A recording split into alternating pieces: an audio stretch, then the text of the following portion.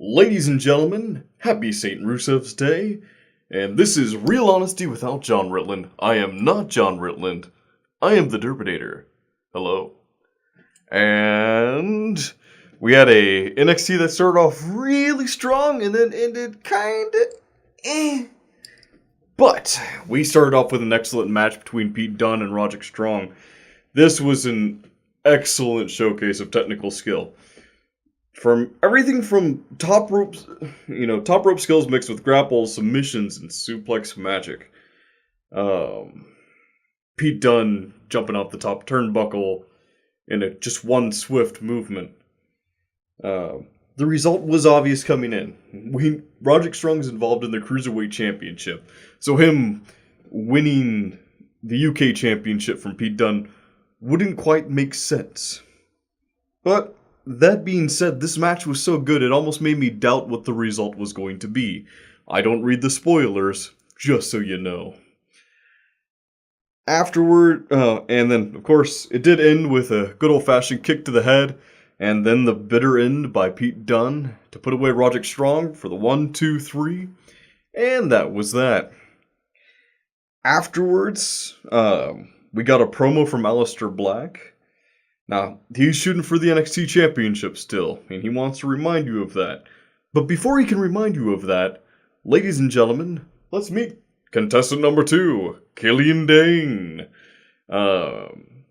Killian Dane is a big guy who can actually deliver words in such a way that you're actually convinced he's intimidating, unlike some people. Rogan!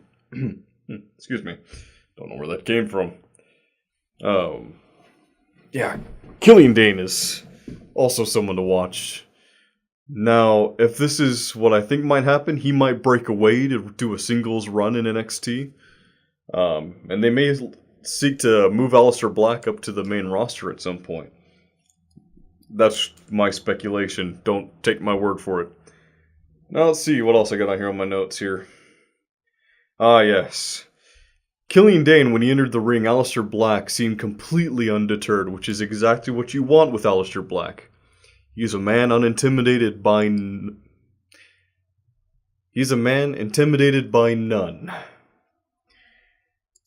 And when Killian Dane challenged Alistair Black, he started to walk away when Alistair Black called him out and says, well, you must fade to black. And Killian Dane, just like Alistair Black, seemed completely undeterred. They're going to fight. It's going to be epic. And I can't wait to watch. Also, Alistair Black in a suit. Wrestlers typically look hilarious in suits. John Cena is case in point for a lot of that. Alistair Black, even in a suit, looks intimidating. So, good job pulling few wrestlers can pull off. Was that a sentence? I don't believe so. After that, we had a couple replays and then a match with TM61 and some jobber unit I can't remember the name of. It was... I blinked and I missed it. It was a very short squash match and honestly wasn't worth mentioning, which is kind of weird to have as your second match of the night. After that, we had a brief affair between Ember Moon and Miss Ace of Boring herself, Shayna Baszler. It was unexciting, but if I had to say so, it was a welcome interruption by Kairi Sane, because Kairi Sane versus Ember Moon seems a lot more appealing than Shayna Baszler versus literally anybody. She's boring. She bores me. Stop boring me.